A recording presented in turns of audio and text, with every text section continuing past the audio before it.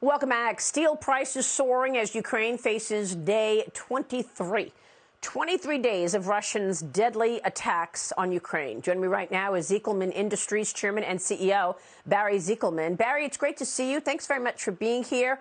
Assess the impact on business, because I know that you sell steel pipes into the oil industry. When Joe Biden cut the XL pipeline and put a moratorium on drilling on federal lands, you saw an impact in your business as well.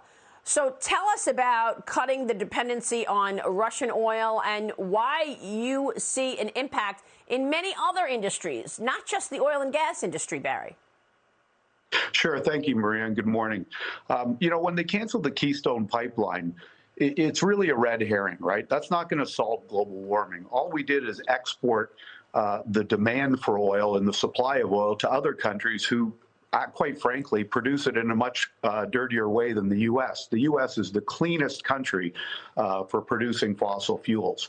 And clearly the need is still there. I mean, we see it. We're asking countries who are not our friends, Russia, Venezuela, even Saudi Arabia, now potentially Iran, to ship us more oil. So we're doing a disservice to the industry. But when you do that, you also limit capital investment. By canceling that pipeline, you've got companies that spent $15 billion putting that in, and now it's gone.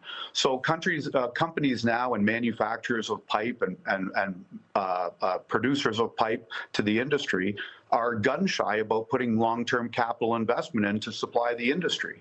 So it's really naive to do that. And when Jen Psaki stands up there and says, well, just drill, there's 9,000 permits out there, it's not quite that simple. You have to have the infrastructure to move this oil, i.e. pipelines. Right now it's being moved by rail car and by truck at very inefficient and unsafe ways, and taking up that capacity. So you have to move it, you have to get it to refineries, you have to get it to LNG plants, all of those things. So that's a lot of other investment that has to happen that has had a dramatic effect on the steel industry and our ability to ship and supply that industry.